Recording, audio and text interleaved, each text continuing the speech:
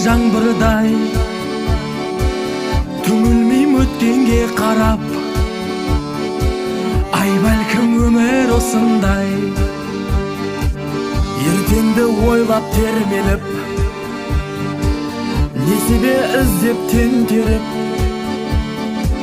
шіркін бұл жалған өмірде